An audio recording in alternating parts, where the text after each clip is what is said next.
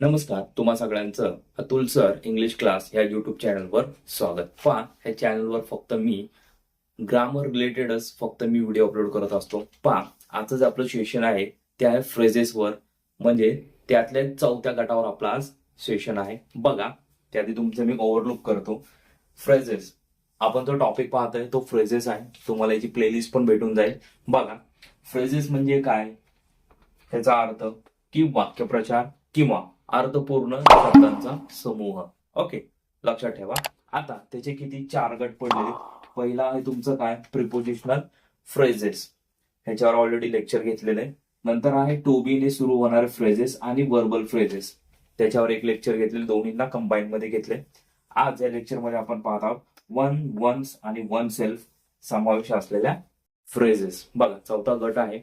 पाहून घ्या, बारीकीने समजून घ्या. यांचा उपयोग तुम्हाला पेपरला किंवा बोलताना किंवा लिहिताना खूप त्याचा उपयोग होतो. बघा, आता फ्रेजेस म्हणलं तर काय की वाक्यप्रचार. आता ह्या फ्रेजेसचा वाक्यात वापर करताना कोणती काळजी घ्यायची. बघा, ज्यावेळेस तुम्ही फ्रेजेस वापरणार वाक्यामध्ये, मग काळजी कुठली घ्यायची. पहिलं जे आहे तुम्हाला तशाच केव्हा वापरायच्या. म्हणजे एखादी जर फ्रेज असेल XYZ, जर ती तशीच्या तशीच कशी वापरायची, मग ती एक काळजी घ्यायची. दुसरं आहे क्रियापदांचा काळ कोणता वापरायचा. म्हणजे टू बी स्वरूप असेल किंवा क्रियापद असेल, थोडक्यात तुमचे टेन्सेस हे व्यवस्थित असले पाहिजे, मग त्यानुसार ते तुम्हाला वापरता येतील. ओके, ही गोष्ट लक्षात घ्यायची. त्याच्यानंतर काय, क्रियापदांचे आयएनजी युक्त रूप किंवा तिसरे रूप केव्हा आणि कसे उपयोगात आणावायचे.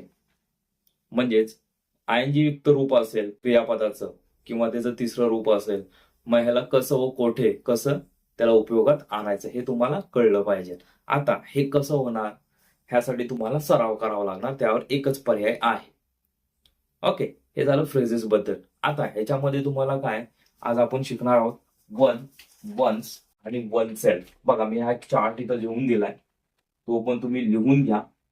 बघा, काही फ्रेजेस कशा असतात. बघा, तुम्हाला हे प्रिपोजिशनल फ्रेजेस मी सांगितलंय की त्याच्यामध्ये सुरुवातीला प्रिपोजिशन असतं किंवा शेवटी पण प्रिपोजिशन असतं. नंतर काय, टू बी. टू बी ने म्हणजे काय की त्याची सुरुवातच काय होते, असं टू बी ने होते, बरोबर, आलं लक्षात.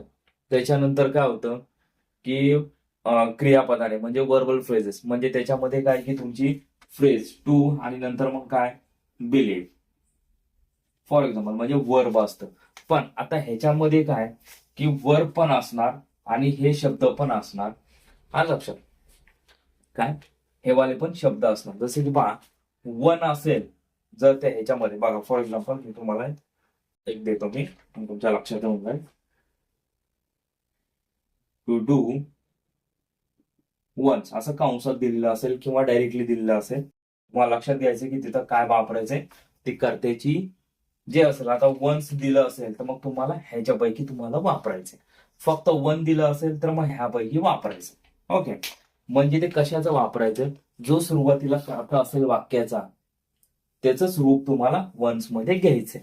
जसे की बघा, वन असेल आयचं का होणार मी, वी असेल तर त्याचं अस, यू असेल त्याचं यू, ही असेल त्याचं हिम. हा, लक्षात. वन्स असेल माय असेल our, your, his, her, its, there.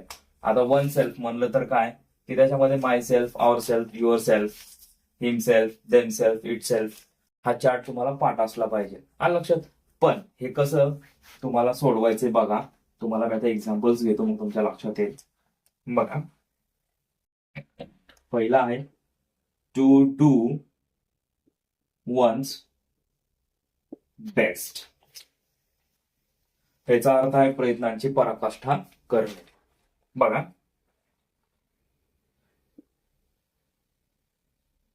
If we both do. आता बघा, इथं काय आलंय, डू आलं, do.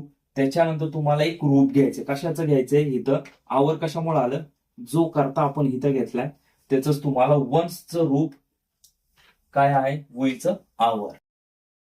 If we both do our best, our friend, our friend will not lose his life.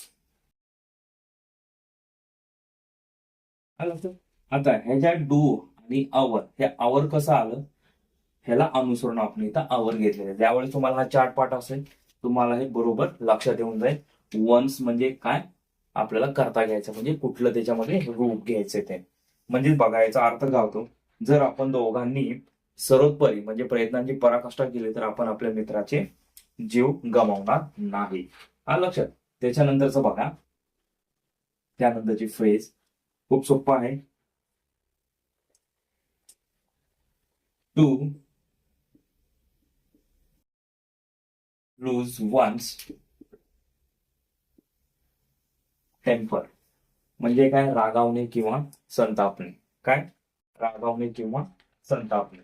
आता ह्याच्यामध्ये काय आलंय, वन्स आलंय, है की नाही. म्हणजे बघा,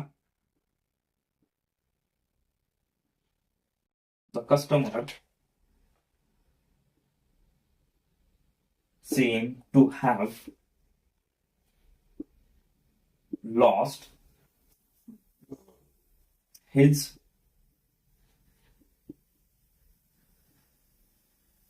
टेम्पर. आता इथे हिज कशामुळे आले, की कस्टमर एकच आहे आणि तो काय आहे, पुल्लिंग आहे, हे बोलणाऱ्याला माहिती आहे. आलं लक्षात. मग त्याच्यामुळे इथं काय केलं आपण, लॉस्ट लूजचं काय झालं थर्ड फॉर्म, आणि नंतर वन्सचं लूप, वन्स. आता द कस्टमर म्हणजे ही असणार, मग त्यासाठी काय घेतलं आपण, हिज टेम्पर. म्हणजे त्याचा अर्थ काय होता, ग्राहकाचा संयम सुटलेला दिसत होता. आलं लक्षात. त्याच्यानंतर पहा, आता वन सेल्फ घेऊ आपण. बघा, तुम्हाला असा शब्द दिलेला असेल आणि पुढे कंसात वन सेल्फ दिलेला असेल. बघा, टू सरेंडर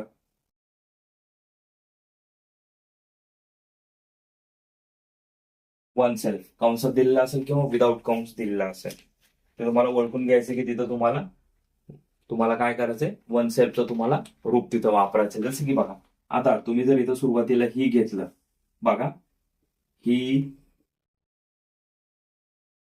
सरेंडर. आता वन सेल्फ मधल्यावर काय वापरणार तुम्ही, हीच वन सेल्फ मधलं रूप काय आहे, हिमसेल्फ. ओके, ही सरेंडेड हिमसेल्फ. ओके, आ लक्षात. म्हणजे त्याने स्वतःहून काय केले, समर्पण केलंय किंवा आत्मसमर्पण केलेलं आहे.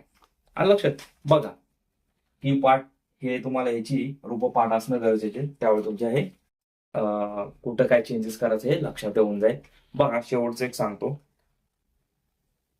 ट्राय वन्स बेस्ट म्हणजे प्रयत्नांची पराकाष्ठा करणे. एक वाक्य सांगतो, I will try my best. Sir, I will try my best.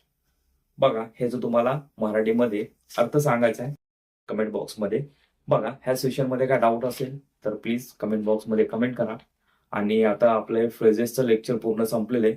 त्यानंतर जो टॉपिक असेल तो घेऊन येऊ, कुठला असेल. तर तोपर्यंत मित्रांनो, जय हिंद, जय महाराष्ट्र.